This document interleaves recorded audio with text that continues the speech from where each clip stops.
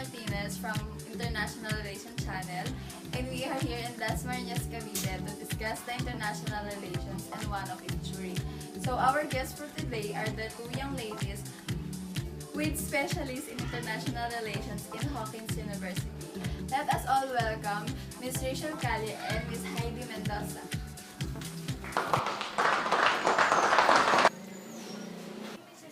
Yes, we are both from Hawkins University. Yes. Good morning, Miss Giselle. So how was it? I know it's hard for you both.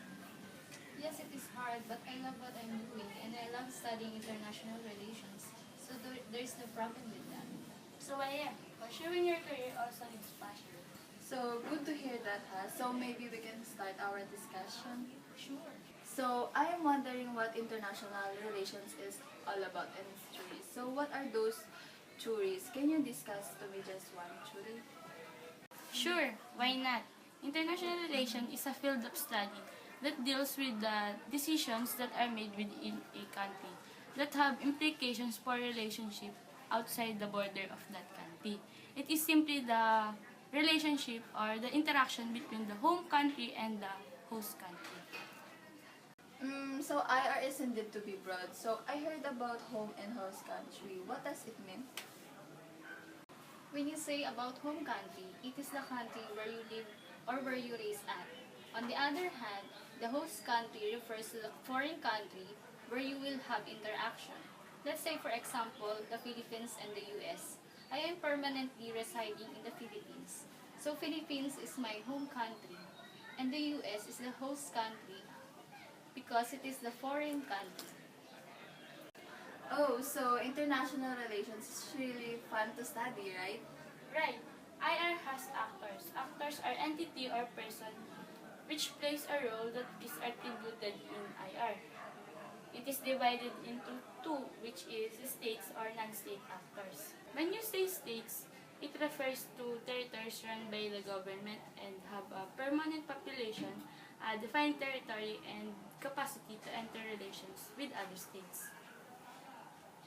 While non-state actors are individuals or organizations that have powerful economic, political, or social power and are able to influence at national and international level, but do not belong to any country or state. So it tends to be really comprehensive, huh? Yes, because in international relations, every decision of home country can affect its neighboring countries. It will affect its relationship with other country and actors across the international system. So what about its theories? What are those? Can you cite me one? International relation theories are a set of ideas that explains how international relations works. It is a study of IR from theoretical perspectives, and it is composed of 5 theories: the realism, liberalism, Marxism, feminism, and constructivism. You said we will discuss just one theory, right? I think we will go for liberalism. Yes, probably because of its growing population of international organization in today's time. But before that, I will explain how liberals view international relations. Okay, so how liberals view international relations? Liberals view international relations as cooperative, constructive efforts between countries and governments to aid poor nations to promote global welfare and economic stability. However, liberals also believe in promoting capitalism and economic prosperity through global democracy, self-regulation of the markets, equality, liberty, and restricted governmental control. While modern liberalism supports coordinating both state and non-state relations to promote global peace and improve the political, economic, and social situations around the world. So as I said before, we will go for liberalism probably because of its growing population of international organization in today's time. Liberalism is a perspective on social institutions as open to rational reconstruction in the light of the individual needs. And it is important to understand since the theory is the foundation of belief for those who favor international organizations such as the United Nations in the global system. So you are saying that international organizations or social institutions is important in the viewpoint of liberalism? Yes, because in liberalism, War is inevitable and can be moderated through international reforms. It focuses on common interests that people and nations share, and the prospects for cooperative activities that will safety these interests. It also emphasizes that war is obsolete and unity is possible. So, is there a change in international politics? Yes, the importance of force and war decreased, and it increased importance on human rights, particularly in the creation of democratic institutions which are good for international relations. The spread of democracy gave way to the growth of economic interdependence, wherein there is commercial liberalism, which stresses the importance of economic interdependence as a force of peace. Just like, for example, the European Union, it is a political and economic union that binds them to enhance their economy through single market. International institutions are really important that it also help lessen conflicts and insecurities that traditionally characterize international politics. There is the liberal institutionalism that stresses the importance of international organizations in the promotion of peace and cooperation. For example, when Typhoon Yolanda happened here in the Philippines 4 years ago, some international organizations helped in giving calamity aid to the victims here in the Philippines. Just like, for example, the Red Cross and the UNICEF. Liberalism highlights the societal progress. Do you have any question about international relations and liberalism? I don't have any questions because this discussions is really informative. Wow! So, thank you so much for sharing your knowledge with us, Miss Rachel and Miss Heidi. Thank you, Giselle. Thank you for inviting us here in your channel. Happy viewing, everyone! So, students should watch our today's forum. I am Giselle Martinez and this is International Relations Channel.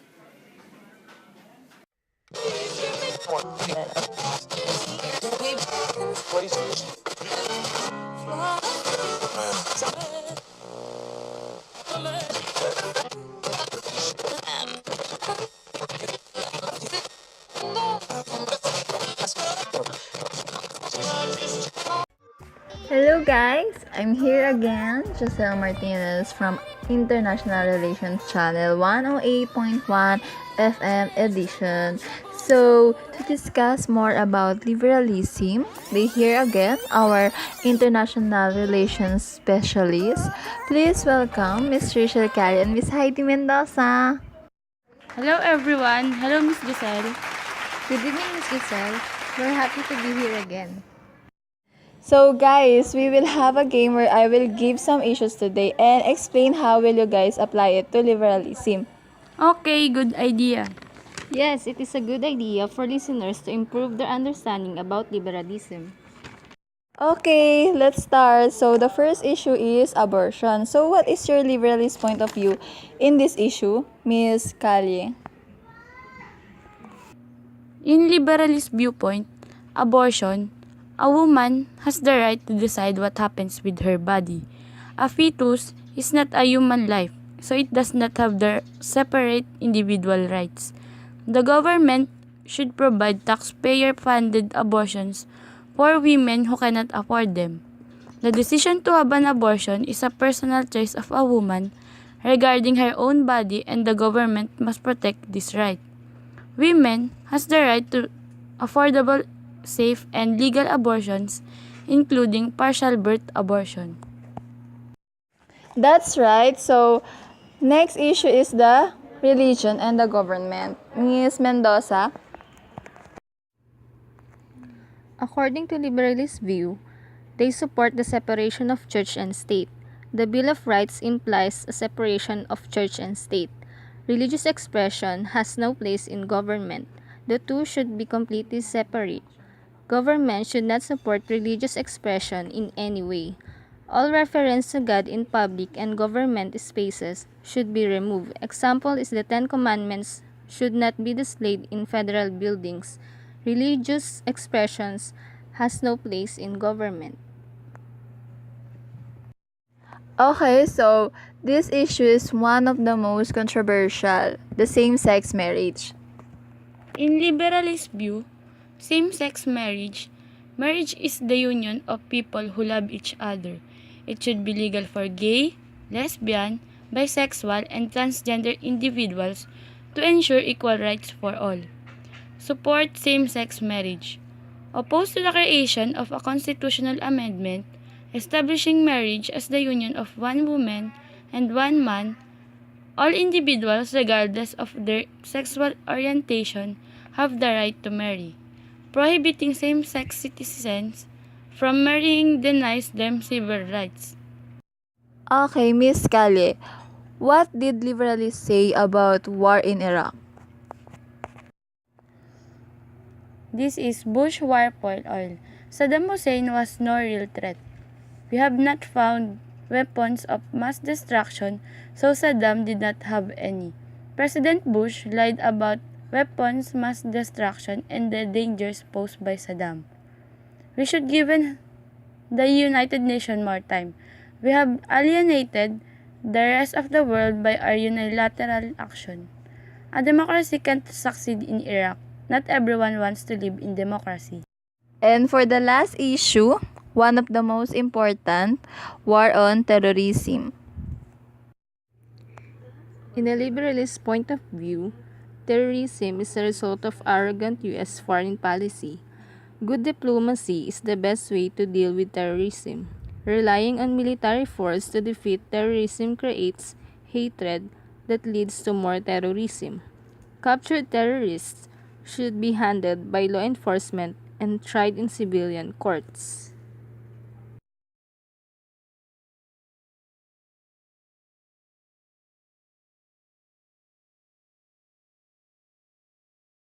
And that's how our game ends here. That's really interesting informations, guys. Thank you very much.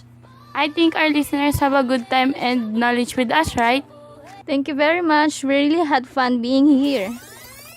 Thank you also, guys. This is Giselle Martinez from International Relations Channel 108.1 FM edition.